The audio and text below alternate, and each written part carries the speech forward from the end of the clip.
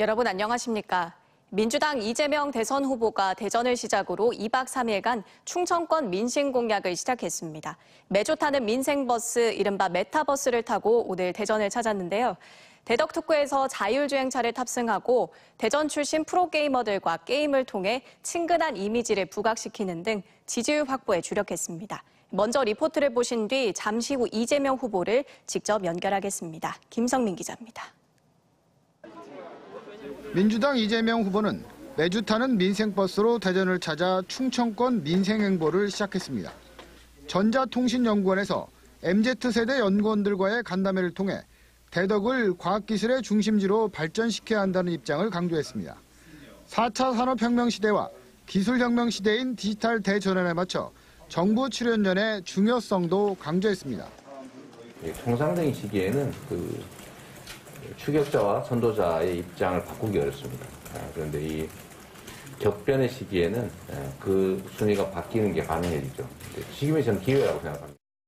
이 후보는 이어 운전자 없이 움직이는 자율주행차인 오토비에 탑승했습니다. 이 후보는 자율주행 차량이 대덕특군의 정부 출연 연구원들이 충분한 재량권을 갖고 R&D 예산을 활용한 대표적인 사례라며 정부의 역할은 기초연구에 투자하고 연구 현장의 목소리가 정책에 반영되는 일이라고 말했습니다. 대전 엑스포 시민광장에선 대전 지역 프로게이머 선수들을 격려하고 직접 게임에도 참여했습니다. 20, 30대를 겨냥해 친근한 이미지도 부각시켰습니다. 당황하지 말고 앞으로 좀 나아가 주시기 바랍니다. 이와 함께 이재명 후보는 대한민국 게임 산업이 전 세계를 선도하고 있는데 선수뿐 아니라 게임 개발자와 게임 사업자, 게임 육성 업체들이 미래 산업의 한 축을 담당하길 바란다며 개인 산업 발전도 기원했습니다. 이재명 후보는 충청행에 앞서 행정수도 이전 작업이 현재도 진행 중이지만 일부밖에 못 옮겼다며 지방 균형 발전을 위해 자신이 대통령이 되면 수도권에 있는 공기업과 공공기관 200여 곳을 모두 지방으로 옮기겠다는 입장도 강조하며 충청 민심에 호소하기도 했습니다. 이재명 후보는 내일은 논산과 보령 등을 찾아 주민 간담회를 갖는 등 충청권 민심 행보를 이어갈 예정입니다. TJB 김성민입니다.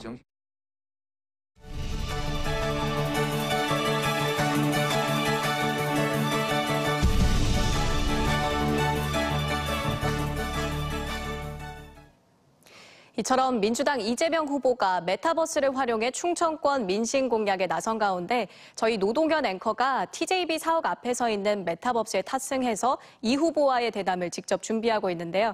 현장 연결해서 이야기 직접 들어보겠습니다. 노 앵커 지금 메타버스 아닌 거죠? 네, 저는 지금 이재명 후보가 전국을 돌며 민심을 듣고 있는 매주 타는 버스, 메타버스에 나와 있습니다. 지금 제 옆에는 더불어민주당 이재명 대선 후보 나와 계십니다. 후보님, 안녕하십니까? 네, 반갑습니다. 네, 제가 이제 올해로 이제 16년째 기자 생활을 하고 있는데 이렇게 버스에서 대선 후보를 인터뷰하는 건 처음 있는 일인 것 같습니다. 네. 오늘 이 메타버스 이름부터 좀 이채로운데 이 메타버스 일정 어떻게 지금 어떤 취지로 소화하고 계신지 여쭤보겠습니다. 말씀하신 것처럼 이제 매주 타는 경청버스 또는 매주 타는 이제 민생버스 이런 개념인데 요즘 메타버스가 유행이지 않습니까? 이제 가상 증강현실 세계. 그래서 우리가 이 메타버스를 통해서 우리 국민들의 아주 다양한 목소리를 경청을 하자 이런 차원에서 시작했습니다. 저희가 주로 정치는 이제 서울 중심으로 소위 말하는 중앙 중심으로 이루어지는데 대한민국에서 제일 심각한 문제가 사실은 이제 중앙 집중이고 또 중앙 집중의 어두운 면으로 지방 소외 또 그에 따른 지방 소멸 문제로 이제 불균형 발전이 심각한 문제가 된 것 같습니다. 그래서 현장의 목소리를 한번 직접 들어보자는 차원에서 저희가 메타버스라는 이름으로 전국을 순회 중인데 이 메타버스 사상 처음으로 가장 큰 손님이 오신 것 같습니다. 후보님께서 이제 충청권을 찾으실 때마다 내가 이제 충청의 사위다 이렇게 이제 강조를 하고 계시고 또 김혜경 여사께서도 충북 충주 출신으로 제가 알고 있는데 오늘 사위 자랑할 수 있는 기회를 제가 드리겠습니다. 이 지역 유권자분들이 어떻게 보면 처가 식구라고 할 수 있는데 이 충청 발전에 내가 적임자다. 나 이재명만의 강점은 무엇이다 말씀하신다면. 제가 전에 경선 때도 이 지역 주민분들, 국민 여러분께 말씀을 드렸습니다. 이제 우리가 사실 문제는 이미 다 알고 있습니다. 불균형 발전이 문제고, 이제 불균형 발전이 과거에는 자원이 부족했기 때문에 한쪽에 집중해 주는 게 성장 발전에 도움이 됐습니다. 그런데 이제는 자원과 기회가 남아도는 시대가 됐는데, 이 지금까지도 계속 한쪽에 집중하는 전략. 그러니까 이게 지역적으로 뿐만이 아니고, 예를 들면 대기업 재벌 중심의 경제 정책, 또는 뭐, 전통적으로 보면 이제 남성 중심의 정책, 또 뭐 정규직 중심의 정책, 이런 것들이 이제는 한계에 봉착했는데 이제 그걸 못 고치고 있습니다. 이런 것들을 고쳐내고 사회 전반에 이제 불공정을 완화하고 공정성을 회복하는 게 성장의 길이기도 하고, 또 함께 행복하게 사는 길이기도 한데, 그 방법은 다들 알고 있죠.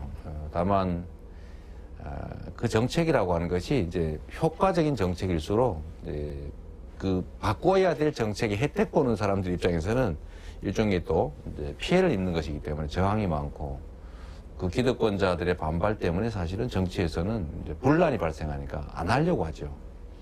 그래서 결국은 뭔 아이디어가 반짝여서 유능한 게 아니고, 뭔가 있는 정책 중에서 효율적인 정책을 과감하게 채택하는 용기, 또 그 약속을 지키는 신뢰, 또 주어진 권한을 청렴하게 행사해서 실질적 성과를 내고 우리 국민들의 삶을 바꾸는 것, 이게 중요하다고 생각합니다.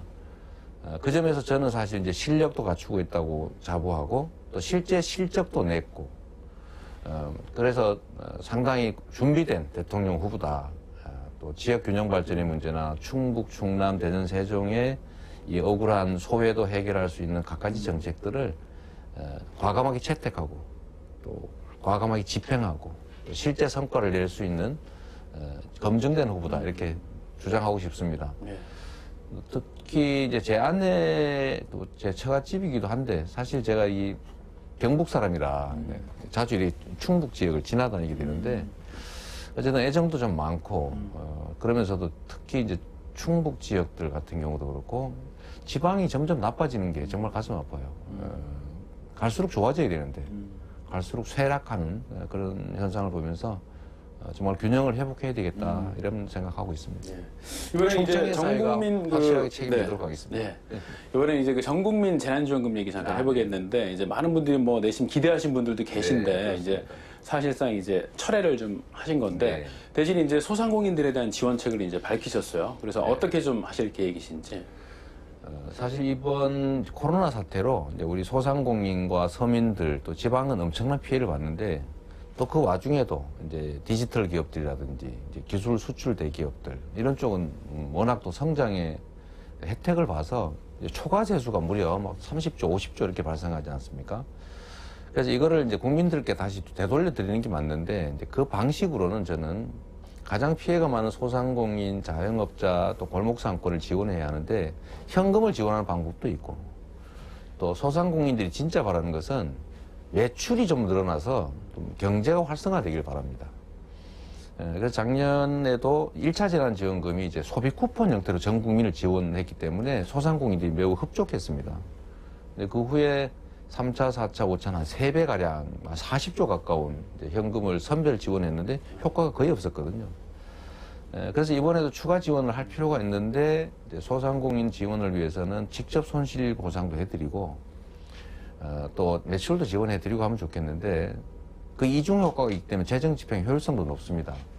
저는 하고 싶었는데, 문제는 이제 야당이 또 반대하고, 또 정부도 난색을 표하고, 회계 절차상에 좀 문제도 있다고 하고 해서, 그런 제 주장을 관철하기 위해서 시간을 끌 만큼 현장이 녹록치가 않다. 그러니까 어떤 방식의 지원을 할 거냐를 결정하기 위해서 지원 자체가 늦어지는 것은 옳지 않다라고 생각해서, 제 주장이 옳지만 자유롭게 좀 양보해서 신속하고 또 과감하게 좀 현장의 지원이 있으면 좋겠다는 생각을 했습니다. 구체적인 방법으로는 지금 이제 영업 정지를 당한 경우에 손실 보상을 하는데, 이 최저 한도가 10만 원이라 너무 작습니다. 이게 뭐 장난하는 것 같은 느낌을 가질 수도 있죠. 그래서 그 한도를 좀 올리자. 그리고 지금 보상에서 제외된 쪽이 또 많습니다. 그러니까 영업 시간 제한을 당하지 않았지만 뭐 인원수 제한 이런 거 피해본 좀 곳이 많지 않습니까? 그쪽에 지원도 늘리고, 또 지원 총액도 좀 늘리고, 특히 이제 윤석열 후보께서 50조 원 내년에 취임하면 지원하겠다 이런 말씀하시는데, 지금 내년보다 지금이 더 중요하니까 지금이라도 그 야당의 주장을 좀 받아들여서 좀 대대적으로 지원해서 좀 경기를 좀 회복하고 피해 계층을 최대한 지원하자. 그게 제가 걸림돌이 된다면 제 주장을 접겠다. 이렇게 말씀드린 겁니다. 이번에 이제 뭐 집값 문제 한번 얘기해 볼 텐데요. 이제 뭐 많은 분들이 서울 수도권 폭등 뭐 이런 얘기만 하시는데 실제로 작년에 제일 집값이 많이 오른 지역이 세종, 대전 지역이거든요. 그래서 대통령이 되신다면 이재명은 이렇게 이 집값 문제 해결하겠다 말씀해 주신다면. 문제 속에 답이 있는데요. 지금 이제 문제는 과도한 수요. 그러니까 집을 주거용으로 쓰기 위해서가 아니고 돈을 버는 투기 수단으로 집을 사는 수요가 많아졌습니다. 이거는 적정한 세제나 금융제도로 통제할 필요가 있고요. 더 근본적으로는 이제 공급을 충분히 늘려야죠. 시장은 원래 공급과 수요가 만나서 가격을 결정하는 것이니까 그거를 억지스럽게 막 누른다고 되는 건 아닙니다. 그래서 특히 세종 같은 경우는 주변에 개발 택지들이 사실 많기 때문에 이제 저는 공급을 좀 많이 늘리는 게 좋겠다. 그 동시에 투기 수요 또는 공포 수요, 혹시 집을 영원히 못 사지 않을까라는 그 생각으로 사는 이 수요들을 좀 억제한다기보다는 그런 불안감 갖지 않게 투기 효과가 별로 없도록 이렇게 제도를 만드는 것이 근본 방법이다 이렇게 생각합니다. 사실 이건 서울도 마찬가지. 네. 그리고 마지막으로 이제 국회 세종의사당 이제 건립에 민주당이 이제 큰 역할을 했습니다. 그런데 이제 지역에서는 국회 세종의사당 이어서 이제 대통령 집무실까지 세종에 와야 된다 이런 여론이 많은데 대통령이 되신다면 이 문제 어떻게 해결하실지? 저는 이미 이제 그 청와대를 통째로 옮기는 건 뭐 관습헌법 위반이라는 이제 헌법 판결이 있기 때문에 그걸 정면으로 어기는 건 어렵다고 해도 저는 사실 그것도 전 법리에 어긋나는 좀 이해하기 어려운 판결이기 때문에 저는 이제 바꿀 필요도 있다고 생각합니다. 저는 행정수도를 완전히 옮기는 법안을 만들어서 지금 헌법재판소에 다시 가면 저는 위헌 판결이 번복될 거라고 봐요. 그러나 그렇지 않은 단계에서라도 저는 뭐 제2집무실 정도는 얼마든지 만들 수 있다고 보고 제 공약이기도 하고 또 제2의사당도 만들어졌기 때문에 저는 충분히 가능하다고 생각합니다. 특히 저는 취임식을 이제 주로 서울에서 하는데 제가 도지사 취임식을 도청에서 안 하고 임진각 그 북부 소외된 북부 끝단에서 하려고 하다 그때 태풍 때문에 이렇게 못했는데요. 제게 기회가 오면 대통령 취임식을 그 세종 의사당에서 또는 이 의사당 터에서 하고 싶습니다. 그건 제가 우리 충청의 사위가 우리 충청에 약속드리겠습니다. 예, 오늘 그 충청의 사위로서 큰 선물 주시고 가는 것 같습니다. 그 오늘 이제 메타버스에서 첫 이 방송 출연이신데 오늘 이렇게 나와주셔서 고맙습니다. 네, 감사합니다. 네, 저희 TJB는 앞으로 이재명 후보를 비롯해서 다른 대선 후보들도 차례로 초청해서 지역 민심과 충청 현안에 대한 생각을 들어볼 계획입니다. 지금까지 이재명 후보 캠프 메타버스에서 전해드렸습니다.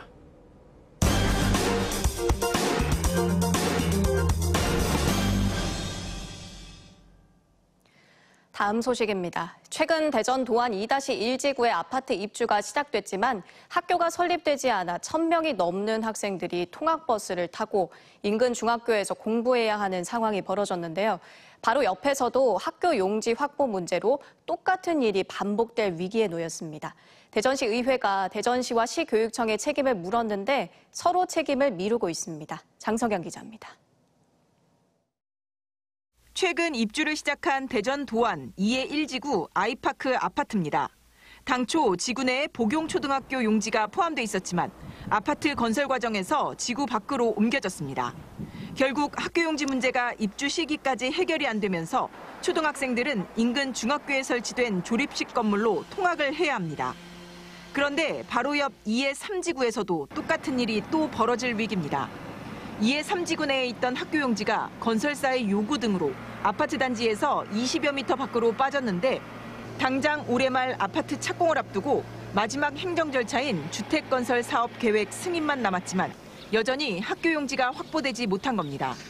대전시 의회는 최근 복용초 사태로 1,000여 명이 넘는 학생들이 피해를 보게 됐는데 똑같은 일이 반복될 상황이라며 대전시와 시교육청의 무책임함을 강하게 질타했습니다. 주택개발 승인 전에 해달라는 그 요청을 약 3년에 걸친 부분을 다 무시하고 일방적으로 고시하고 사업 승인을 강행하는 최악의 선례를 지금 남기고 있는 상황입니다. 학교 설립에 1차적 책임이 있는 시교육청은 학교 용지 확보를 위한 인허가는 대전시가 한다며 직접적인 책임을 회피했습니다. 저희는 학교 용지를 확보해서 아이들 학생 배치하는 데 중점을 두는 것이고 그런 모든 인허가는 대전시에서 하고 있고 거기에 또 사업 시행자가 이렇게 같이 협력이 돼서 이루어져야 그런 일들이 잘 진행되기 때문에 반면 대전시는 교육청 승인 없이 일방적으로 일을 처리할 수 없고 특히 시가 교육청에 압력을 행사한다는 건 있을 수 없는 일이라고 선을 그었습니다. 교육위를 계속 교육위원장하시고 더 잘하시지 않습니까, 내용을. 그걸 시장이 어떤 교육청에 압력을 행사하거나 시가 교육청에 승인 없이 어떤 사업을 일방적으로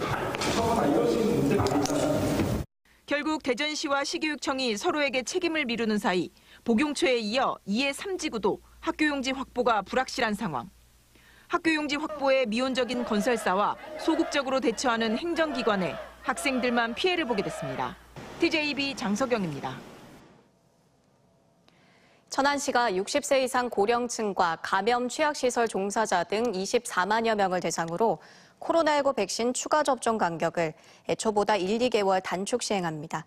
시는 기본 접종 완료 6개월 이후로 권고 중인 60세 이상 고령층과 요양병원 시설 등 감염 취약시설에 입원, 입소 종사자 및 의료기관 종사자 등은 4개월 이후로 단축합니다.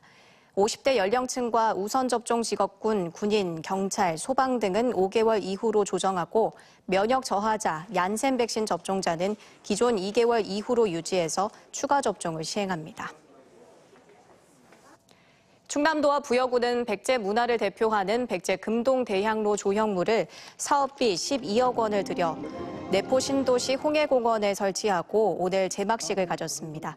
충남도와 부여구는 백제 금동대향로에 충남 지역 문화유산의 대표성이 있는 만큼 도민들에게 널리 알릴 필요가 있어 설치했다고 밝혔습니다. 오늘 오전 0시 45분쯤 대전 남부 순환고속도로 서대전 방향 구안터널에서 앞서가던 6.5톤 화물차를 뒤따르던 2.5톤 화물차가 추돌해 2.5톤 화물차 운전자 40대 A씨가 병원으로 옮겨졌지만 끝내 숨졌습니다. 경찰은 앞 차량 운전자 진술 등을 토대로 정확한 사고 경위를 조사 중입니다. 천안시는 추첨을 통해 성실 납세자 400명에게 7개 협약 의료기관의 의료비 할인과 금융 우대 등 다양한 혜택을 제공합니다. 이번 추첨은 8명의 추첨자가 참석한 가운데 지방세 정보 시스템을 이용한 무작위 전산 추첨 방식으로 진행됐으며 당첨자 200명에게는 10만 원 상당의 천안사랑카드를, 다른 200명에게는 공용주차장 무료 이용 혜택도 주어집니다.